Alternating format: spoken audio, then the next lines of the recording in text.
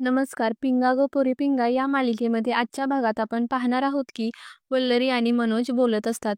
वल्लरी मनोजला म्हणते, "मला तुमचा खूप आदर वाटतो." तेव्हा मनोज म्हणतो, "पण मला हवा तसा आदर देऊ शकेल की नाही हे माहीत नाही. म्हणजे आताच बघ ना, तुझी परीक्षा असताना सुद्धा मी काही विचार न करता तुला इकडे बोलावून घेतलं." त्यावर वल्लरी म्हणते, "अहो त्याचं काही नाही एवढं. उलट मला खूप छान वाटतंय. एवढ्या दिवसांनी मी माझ्या गावाला परत आले आहे." तेव्हा मनोज म्हणतो, "पण गावाला आली आहे म्हणून घरातल्या कामात गुंतून जाऊ नकोस. घरातल्या कामांचं टेन्शन घ्यायचं नाही. तू फक्त अभ्यासाचं टेन्शन घ्यायचं." मनोजची आई आतून हे सर्व ऐकत असते. वल्लरी म्हणते, "तुम्ही टेन्शन घेऊ नका माझ्या अभ्यासाचं. मी पहाटे अभ्यास करेन आणि घरातील सर्व कामही करेन. सासूबाई आत्ताच आजारपणातून उठल्या आहेत. सगळी कामं आपल्या संगीताताईंवरच पडतात. एकाला दोघी असल्या की पटापटा कामं होऊन जातात." तेव्हा मनोज हसत म्हणतो, "हो कर. तसंही तुला काम करायला आवडतंच ना." हे सर्व ऐकून मनोजची आई मनातच म्हणते, "पहाटे उठून अभ्यास करणार काय आमच्या वकिलीनबाई? आता तू बघ तुझ्या अभ्यासाची कशी वाट लावते ही इंदुमती." यानंतर आपण पहाटे 4 वाजता पाहतो, मनोजची आई अलार्म लावून पहाटे 4 वाजता उठते. तेव्हा मनोजचे बाबा आश्चर्याने विचारतात, "इंदू, एवढ्या पहाटे का उठली आहेस? काय करणार आहेस एवढ्या लवकर उठून?" त्यावर मनोजची आई म्हणते, "मी काम करणार नाही, कामाला लावणार आहे." तेव्हा मनोजचे बाबा म्हणतात, "काय करणार आहे ही बाई देवालाच माहिती." असं म्हणून ते झोपी जातात. मनोजची आई मनातच म्हणते, "आमच्या वकिलीनबाईंची सकाळ जोरदार झाली पाहिजे ना." यानंतर आपण दुसरीकडे पाहतो, वल्लरी पहाटे उठून अभ्यास करत असते. तितक्यात कोणीतरी त्यांच्या खोलीचा दरवाजा वाजवतं. वल्लरी पटकन जाऊन दरवाजा उघडते. मनोजची आई आलेली असते. वल्लरी त्यांना बघून आश्चर्याने म्हणते, "सासूबाई तुम्ही?"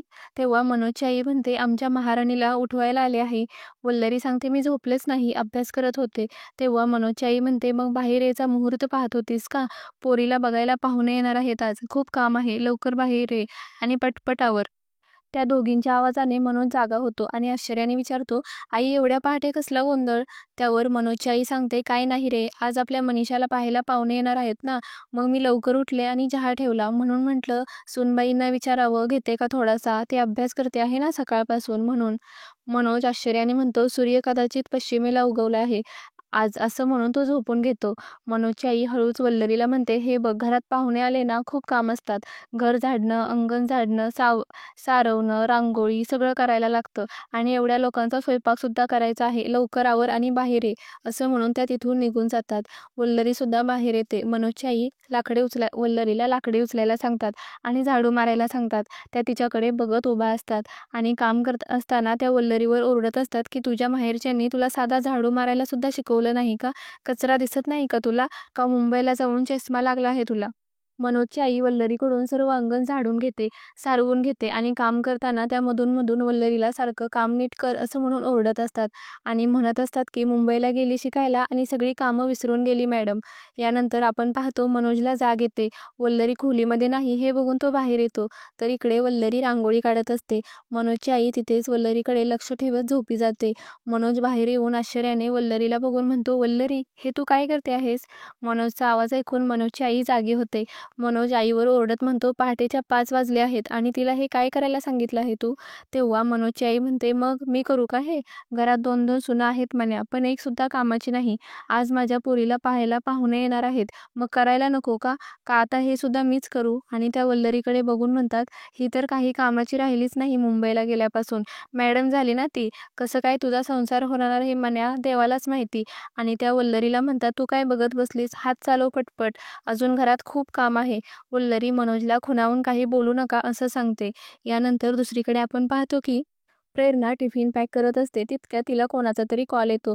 ती वैतागून म्हणते, "घाईच्या वेळी कोणाचा फोन आला?" असं म्हणून ती फोन बघते तर अजितचा कॉल आलेला असतो. अजितचा कॉल आलेला बघून ती खूप खुश होते. अजित विचारतो, "खूप कामात आहात का?"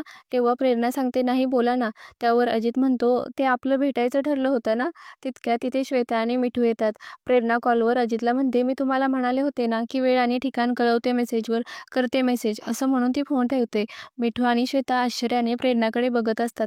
त्या खुश होऊन प्रेरणाला विचारतात, "वल्लरीचा फोन होता ना? काय बोलली ती? आम्हाला पण द्यायचा ना? आम्हाला पण बोलायचं होतं." तेव्हा प्रेरणा सांगते, "अगं वल्लरीचा नव्हता, नाहीतर दिला असता ना तुम्हाला." त्यावर मिठू म्हणते, "प्रेरणा दीदी काय मुलगी आहे ही वल्लरी? गेल्यापासून एक फोनसुद्धा नाही. यारी दोस्ती सगळं विसरली ही मुलगी." श्वेता म्हणते, "हो आणि आता आपण फोन लावतोय तर फोन लागत नाही. तिचा फोन म्हणायचं की काय म्हणायचं? एवढी काय बिझी झाली आहे ती गावाला जाऊन? एवढा वेळ मिळाला नसेल का? की साधा फोनसुद्धा करू शकत नाही." त्यावर प्रेरणा म्हणते, "श्वेता एवढं सोपं नसतं. ती नक्की कुठे गेली आहे ते विसरताय का तुम्ही?" तेव्हा मिठू म्हणते, "कुठे गेली काय? गावाला तर गेली आहे." त्यावर प्रेरणा म्हणते, "गावी म्हणजे तिच्या सासरी गेली आहे ना ती. सासरी मुलींना मोकळा वेळ कुठे मिळतो? तिकडे मायेची ऊब नसते, धग असते सासूरवासाची." तेव्हा मिठू आश्चर्याने म्हणते, "बापरे! काय एक्सप्लेनेशन दिलं आहे. काय सीरियल वगैरे बघायला लागलीस की काय?" असं म्हणून त्या हसायला लागतात. प्रेरणा म्हणते, "मिठू एवढं सोपं नसतं सगळं. एका परक्या घरी जाऊन तिथल्या सगळ्यांना आपलंसं करून घेणं, पण आपली एक वेगळी ओळख तिथं निर्माण करणं आणि या सगळ्यात सगळ्यांची मनं जपणं एवढं सोपं नसतं. माहेरी आपल्या घरी आपण अगदी मोठा गुन्हा केला ना, तरी तो पोटात घातला जातो. पण सासरी मात्र एवढीशी जरी चूक झाली, तरी त्याची फ्रेम करून भिंतीवर टाकतात." हे सगळं ऐकून मिठू म्हणते, "संपूर्ण थेरी पाठ आहे. फक्त प्रॅक्टिकल करायचं बाकी आहे." तेव्हा प्रेरणा तिच्यावर चिडते आणि म्हणते, "मस्करी सुचते आहे का तुला? मी फक्त एवढंच म्हणते आहे की वल्लरीचा फोन नाही आला तरी वाईट वाटून घेऊ नका तुम्ही. तशी भित्री आहे आपली वल्लरी. सासूची मर्जी सांभाळता सांभाळता कदाचित विसरून गेली असेल. पण काळजी करू नका. तिला वेळ मिळाला तेव्हा ती करेल नक्की फोन." त्यावर मिठू हसत म्हणते, "प्रेरणा दीदी भावना पोहोचल्या." त्यानंतर आपण पाहतो की वल्लरी अभ्यास करत असते. तेव्हा मनोजची आई तिथे येते. आणि म्हणते, "दिलेली कामं सोडून कुठे गेली म्हणून बघितलं तर इकडे येऊन लपली आहेस का?" त्यावर वल्लरी म्हणते, "सासूबाई माझी परीक्षा आहे ना, म्हणून म्हटलं ती कामं तर करून झाली आहे, थोडीशीच राहिली होती. म्हणून वाटलं थोड्या वेळ अभ्यास करते आणि पुन्हा काम करेन." तेव्हा मनोजची आई म्हणते, "वा रे वा! घरात पाहुणे येणार, त्या दिवशी घरात आरामात अभ्यास करत बसणारी सून अख्ख्या जगामध्ये तूच असशील, दुसरे कुठेच नाही. हे बघ वल्लरी, तुला घराची इज्जत प्यारी नसेल, पण आम्हाला आहे. एवढंच जर तुला अभ्यास अभ्यास करायचा होता तर इकडे आलीस कशाला? तिथेच थांबायचं होतं ना. चल पटकन कामाला लाग. जेवण बनव सगळ्यांसाठी आणि सारखं परीक्षा, परीक्षा काय आहे? त्या परीक्षेचं कौतुक मला नको सांगू. कामाला चल पटकन." असं म्हणून त्या वल्लरीला तिथून घेऊन जातात. वल्लरी बाहेर किचनमध्ये येते आणि संगीताताईंना मदत करायला लागते. तितक्यात तिथे मनोजची आई येते आणि संगीताताईंना म्हणते, "तुला कोणी सांगितलं आगाऊपणा करायला? तू इथून बाहेर हो. तुला दुसरी कामं नाहीत का घरामध्ये?" संगीताताई म्हणतात, "आई मी वल्लरीला थोडी मदत करत होते." त्यावर मनोजची आई म्हणते, "पहिलं स्वतःला मदत करायला शिक आणि नंतर दुसऱ्यांना मदत कर." आणि वल्लरीला म्हणतात, "तू साधीसुधी कामं करायला 12 माणसे ठेवणार का हाताखाली?" आणि संगीताताईंना सांगतात, की "तू जाऊन मनीषाला आवरायला मदत कर. पाहुणे आले तर गडबड होईल." मग संगीताताई तिथून निघून जातात. मनोजची आई वल्लरीला म्हणते, "तूच सगळ्यांचा स्वयंपाक कर आणि तिखट चटणी पाट्यावर वाटायची. मिक्सरवर चटणी करायची नाही, त्याची चव लागत नाही." तितक्यात मनोज तिथे येतो आणि म्हणतो, "मी बाहेर चाललो आहे, मला मीटरचं काम आलं आहे." आणि वल्लरीला किचनमध्ये काम करताना पाहून आश्चर्याने म्हणतो, "आई कोणत्या जन्माचं वैर काढते आहेस? घरात 4-4 बायका असताना तू सगळं काम हिलाच सांगते आहेस." यावर मनोजची आई म्हणते, "म्हणजे आता तुझ्या बायकोला कामसुद्धा सांगायचं नाही का? नाहीतर एक काम कर म्हण्या, तुझ्या बायकोला मग मखरामध्ये बसवून ठेव." तेव्हा मनोज म्हणतो, "आई मी सकाळपासून बघतोय, तू सगळी कामं हिच्या डोक्यावर टाकली आहेत. पहाटेसुद्धा अभ्यास करू दिला नाही तिला." वल्लरी मध्येच म्हणते, "अहो तसं काही नाही, तुमचा काहीतरी गैरसमज होतोय." तेव्हा मनोज त्याच्या आईला म्हणतो, "पाहिलंस का तुझी सून किती समजूतदार आहे आणि मला माहीत आहे ती या सगळ्यातून अभ्यासासाठी सुद्धा वेळ काढेल."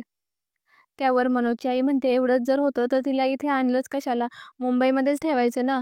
मला समजते तुला तुझ्या बायकोपुढे कोणीच दिसत नाही. आई नाही, बाप नाही, कोणच नाही. फक्त बायको दिसते तुला." तेव्हा मनोज म्हणतो, "सगळं दिसते म्हणूनच बोलतो आहे आई. पण जाऊ दे, तू तिला कितीही काम सांग. ती कामातून सुद्धा वेळ काढून अभ्यास करेल. तिच्यावर विश्वास आहे माझा आणि मी येतो." असं म्हणून तो तिथून निघून जातो. मनोजची आई मनातच म्हणते, "खूप कौतुक आहे ना मानायला तुझ्या अभ्यासाचं, पण पुस्तकच नसेल तर कसा अभ्यास करणार आहेस तू?" आणि त्या वल्लरीला म्हणतात, "जाऊ दे वल्लरी, तुझ्या नवऱ्याला नाही आवडत तर मी तरी कशाला काम सांगू तुला? मी करते बाकीचं काम, तू जा." तेव्हा वल्लरी म्हणते, "हो नाही सासूबाई, तुम्ही त्यांचं का मनावर घेता? असं काही नाही, मी करते सगळं पटकन आणि नंतर अभ्यास करते." यावर मनोजची आई म्हणते, "मी करते म्हटलं ना, मग करते. तू एक काम कर, तू मनीषाला आवरायला मदत कर. मी करते बाकीचं सगळं. निघ तू इथून." असं म्हणून त्या वल्लरीला तिथून जायला सांगतात. मग वल्लरी तिथून निघून जाते आणि आजचा भाग इथेच संपतो. धन्यवाद.